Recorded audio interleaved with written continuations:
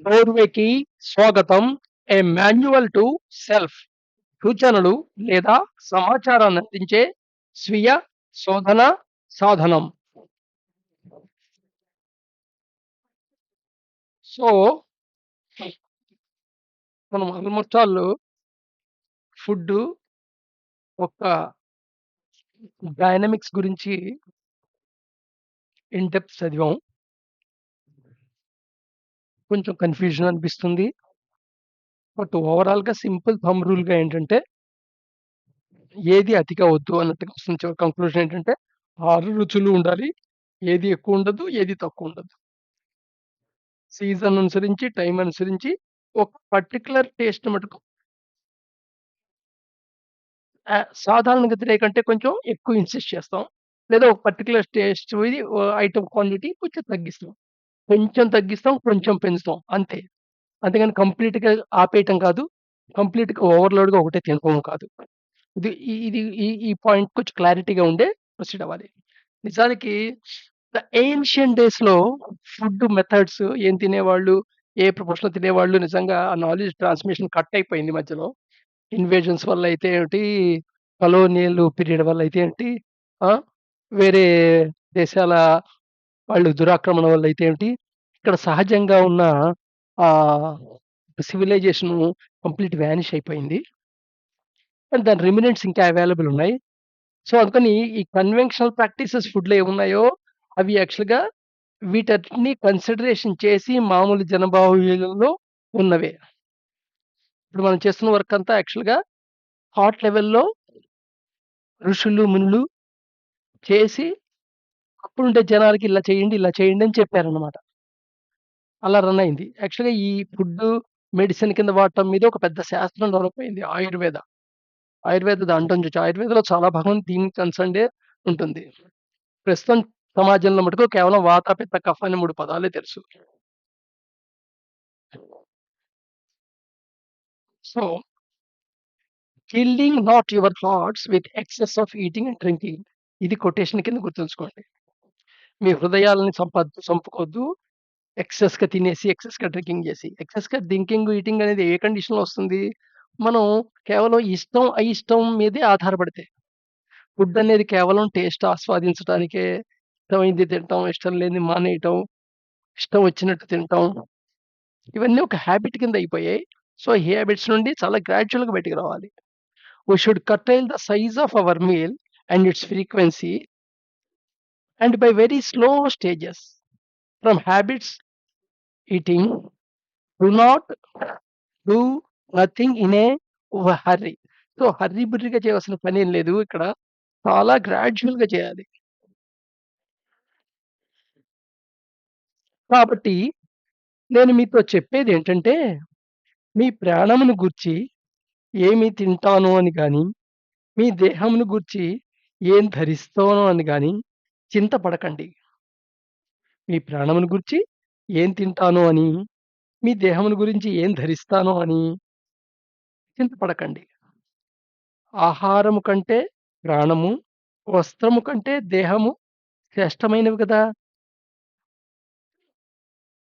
21 సంవత్సరాలు పైబడిన వారికి శరీర ప్రధాన పెరుగుదల ముగిసిపోతుంది. సో, 21 ఇయర్స్ దాటిందంటే almost all complete growth, optimum growth అయిపోతుంది బాడీలో. అప్పుడు ఆహారం ఆ తర్వాత 21 ఏళ్ల తర్వాత ఆహారం శరీరంలో అరిగిపోయిన కణజాలం స్థానంలో కొత్త వాటిని భర్తీ చేయటం చేసే అవకాశాన్ని తీరుస్తుంది. అందువల్ల ఇంకా 21 సంవత్సరాలు పూర్తి చేసుకోని వారికి మేము ఈ జీవన విధానాన్ని సిఫార్సు చేయట్లేదు. ఒకవేళ వారు దీన్ని అనుసరించాలనుకుంటే వారికి స్వాగతం. దీనివల్ల ఎటువంటి హాని జరగదు. మేము దీనిని సిఫార్సు చేయకపోవటానికి కారణం ఏమిటంటే, ఒక వ్యక్తి అంతరంగం నుండి ఉద్భవించినప్పుడు తప్ప జీవితంలోని గంభీరతను జీవితంలోకి మరీ తొందరగా తీసుకురాకూడదు గదా! సో, ఒక సహజ సిద్ధంగా రావాలి. ఒకవేళ సహజ సిద్ధంగా వస్తే వాళ్ళు ఎంత వయసు వారైనా సరే ఈ ప్రక్రియలోకి ఈ పాత్‌ని అవలంబించవచ్చు. సో, సైకలాజికల్ బీయింగ్ అనేది మానసిక జీవి అనే స్థితిలో ఉన్న మనం హ్యూమన్ బీయింగ్ స్థితిలో రాటానికి మన ఆరోగ్యాన్ని ప్రభావితం చేసే శరీర లక్షణాన్ని సమతుల్యతం చేసుకోవటం ఎలాగా అనే దాని గురించే ఈ ఫుడ్డు గురించి చర్చించడం జరిగింది. కానీ మనం శారీరక, భావోద్వేగ, మానసిక మరియు లైంగిక శక్తులను వృధా నివారించగలిగితే మన భావోద్వేగాలు, శారీరకం, మానసికం, లైంగిక వీటి ద్వారా శక్తి వృధా అవుతోందే దాన్ని నివారించగలిగితే ఒక గొప్ప ఆర్థిక వ్యవస్థని మనమే సృష్టించుకోగలం. తద్వారా నియంత్రిత ఆహారపు అలవాట్లు, తక్కువ ఆహారం తీసుకోవటం మరియు తక్కువ నిద్రతో మనం మరింత ఉత్సాహంగా, తాజాగా, ఆరోగ్యంగా ఉండగలం.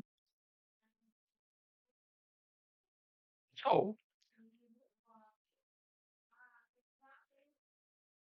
బ్యాలెన్సింగ్ మన వాత, పిత్త, కఫ బ్యాలెన్సింగ్ అయిన తరువాత నెక్స్ట్ ఫేజ్ ఆఫ్ ఏంటంటే ఫుడ్ యాక్టివిటీలో ఆ ఫుడ్‌ని పర్ డే సింగిల్ మీల్స్ స్టేజ్‌కి రావటం. తర్వాత సింగిల్ మీల్ విత్ 24 మోర్సెల్స్ స్టేజ్‌కెళ్ళటం. సో, స్పిరిచ్యువల్ బీయింగ్ అవ్వటానికి ఈ రెండో పాతనమాట. ఇక్కడ కంప్లీట్ డినై చేయట్లా. ఆప్టిమమ్‌గా ఎంత కావాలో అంతే తీసుకునే అనే స్థితికి మన సహజంగా చేరుతున్నామమాట. సో, ఈ ప్రాసెస్‌లో ఈ ప్రాసెస్ 21 ఇయర్స్ బిలో వాళ్ళకి మటుకు నిర్దేశించబడింది కాదు. ఒకవేళ వాళ్ళ లోపల సర్జెంట్ అయితే లోపల నుండి మానసికంగా అంతర్గతంగా వాసనాసుండి అవలంబిస్తా అంటే అవలంబించొచ్చు. దీనివల్ల నష్టమేం లేదు. కానీ సాధారణ వాళ్ళకైతే అవసరం లేదు. బట్ ఎట్ ఎనీ కాస్ట్ 40 దాటిన వాళ్ళు మటుకు ఖచ్చితంగా ఈ ఫేజ్ మొదలెట్టేయాలి. ఏమిటయ్యా అంటే ఫ్రీక్వెన్సీ ఆఫ్ మీల్స్ తగ్గించి 24 అవర్స్‌కి సింగిల్ మీల్ డైరెక్షన్‌లోకి రావటం. సో, మొదటి చర్య ఏంటంటే ఆహార వినియోగాన్ని పూర్తిగా సున్నాకి తగ్గించటం. ఏ పీరియడ్‌లో? ఉదయం 10 గంటల ముందు వరకు. ఇది 15-20 వారాల వ్యవధిలో క్రమంగా చేయాలి. అంతేగాని అబ్రప్ట్‌గా డెసిషన్ తీసుకొని చేసేది కాదు. తర్వాత ఉదయం 10 గంటల నుండి మధ్యాహ్నం 2 గంటల మధ్య తినే ఒక్క భోజనము సౌకర్యం మరియు ఇతర పరిస్థితులను బట్టి కొంతకాలం పాటు ప్రధాన భోజనంగా ఉండాలి. ఏదో కోల్పోతున్నాను అనే భావంతో ఏ పని చేయకూడదు. ఒకవేళ మీకు అలా అనిపిస్తే ఆహారాన్ని తగ్గించడానికి ఎక్కువ టైం తీసుకోండి. ఎక్కువ సమయం తీసుకోండి. సంకల్ప శక్తిని ఉపయోగించవద్దు. ఒకవేళ మీరు అది నీకు ఉందనుకున్నా సంకల్పంతో చేసేస్తాను అని అనుకున్నా, అది మీరు డైట్‌లో ఉన్నానని ఎవరికీ చెప్పొద్దు. మీరు ఖచ్చితంగా డైటింగ్ చేయట్లేదు. కేవలం ఫుడ్ హ్యాబిట్స్‌ని సరిదిద్దుతున్నారంతే. మనకు నచ్చినప్పుడు, నచ్చినంతగా తినటం, తాగటం, నిద్రపోవటం, ఆహ్లాదకరమైన జీవన విధానాన్ని మనం వదులుకున్నట్టయితే ఆహారం, నిద్ర మరియు శృంగారానికి సంబంధించిన పాత తప్పుడు అలవాట్లన్నీ అధిగమించటంలో తీవ్రమైన ఆనందం, ఉత్సాహం, గొప్ప ఆనందం పొందుతాం. అలాగే మధ్యాహ్నం, సాయంత్రం టీతో పాటు ఏదో తీసుకునే అలవాటుంటుంది. ఇది గూడా క్రమంగా తగ్గించుకుంటూ రండి. ఈ టీ, కాఫీతో పాటు టీ, కాఫీతో పాటు స్నాక్స్ రూపంలో తిరిగే ఫుడ్‌ని చాలా గ్రాడ్యుయల్‌గా తగ్గించుకుంటూ రండి. అంటే బ్రేక్‌ఫాస్ట్ అండ్ స్నాక్స్‌ని చాలా జాగ్రత్తగా గ్రాడ్యుయల్‌గా తగ్గించుకుంటూ రావాలి. అబ్రప్ట్‌గా ఆపేయొద్దు. ఇంచుమించు ఈ తగ్గింపు చేసుకోవడం 15-20 వారాల పాటు తీసుకోండి.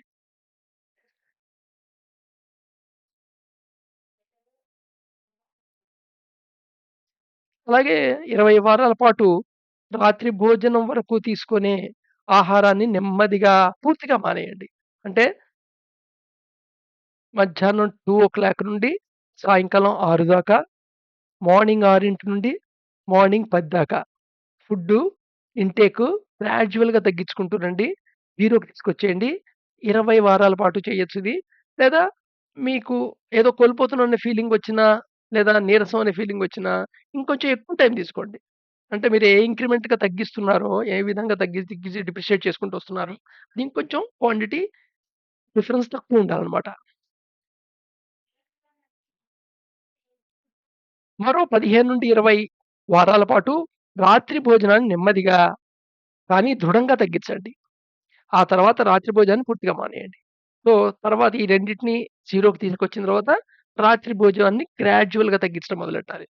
ఓన్లీ అలాగా 24 అవర్స్‌లో ఇప్పుడు శరీరం ఉదయం 10 గంటల నుండి మధ్యాహ్నం 2 గంటల మధ్య మాత్రమే ఒక పూట భోజనం చేయటానికి అలవాటు పడాలి.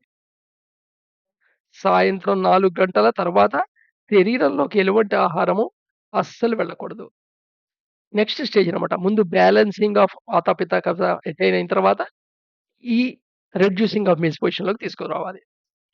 బలహీనత లేదా త్యాగం అనే భావన లేకుండా రోజుకి ఒకే పూట భోజనం జరగాలి. దానికి ముందు గాని, తర్వాత గాని ఏమి తినొద్దు. అనే అలవాటుకు రావటానికి ఎంత సమయం పట్టినా పర్వాలేదు. మన సాధారణ భోజనంతో పాటు ఇది చేస్తున్నాం గదా! అని జెప్పి అదనంగా పళ్ళు చేర్చడం, అదనంగా పాలు, జ్యూసెసు లేదా వీటి స్థానంలో వేరే ఫుడ్సు, ఫ్రూట్స్ లాగా, జ్యూసెస్ లాగా అలాగా వాటితో రిప్లేసింగ్ చేయొద్దు. మనం ఒక పూట భోజనం సమతుల్యమైన ఆహారం అని మనకు పూర్తిగా నమ్మకం కలిగే వరకు అవసరమైతే మరింత సమయం తీసుకోవచ్చు. సో, ఈ ఫుడ్డుని కరెక్ట్ మెథడ్‌లో తీసుకురావటం, వన్ డేలో వన్ కంప్లీట్ మీల్ అనే పొజిషన్ తీసుకురావటం అనేది ఒక అల్టిమేట్ టార్గెట్టు. ఇది ఒక ఏడాది పట్టనండి, 2 ఏళ్ళు పట్టనండి, 10 ఏళ్ళు పట్టనండి. బట్ కానీ ఆ డైరెక్షన్‌లో మటుకు మూవ్ అవుతూ ఉండాలి. చాలా ఎలా మూవ్ అవ్వాలంటే మీకు తెలియకుండా శరీరానికి ఏదో కోల్పోతున్నాననే ఫీలింగ్ రాకూడదు. ఏదో త్యాగం చేస్తున్న ఫీలింగ్ రాకూడదు. అలాగే ఇదేదో ప్రాపకాండ సీను కాదు మీరు చేస్తున్నది. అలా ఉండాలమాట. మీకే తెలుసు ఇది తగ్గిస్తున్నారన్న విషయం. కానీ మీ ఇంట్లో వాళ్ళకి కూడా తెలియకూడదు. అంత గ్రాడ్యుయల్‌గా చేయాలి. చెప్పాలంటే మీ శరీరమే గుర్తుపట్టకూడదు. తగ్గిస్తున్న విషయం. అలా ఉండాలి. అంత తక్కువగా కట్టడి చేసుకుంటూ వెళ్ళాలి. సో, ఇది స్పిరిచ్యువల్ బీయింగ్ ప్రిపరేషన్ అన్నమాట. ఇవాళ చెప్పింది. సో, బ్యాలెన్స్‌డ్ కా మన దేహం యొక్క నేచర్ పరంగా బ్యాలెన్స్ చేసి అక్కడ ఆగిపోతా అనుకుంటే జస్ట్ హ్యూమన్ బీయింగ్ దగ్గర ఆగిపోతాం. బట్ ఫర్దర్ స్పిరిచ్యువల్ బీయింగ్ దాకా కంటిన్యూ అవుతా అనుకుంటే మటుకు ఇవాళ చెప్పిన టార్గెట్ ఉండాలి. ఏమిటి ఆ టార్గెట్? 24 అవర్స్‌లో 1 complete balanced meal. So, right. రేపు మనం కంటిన్యూ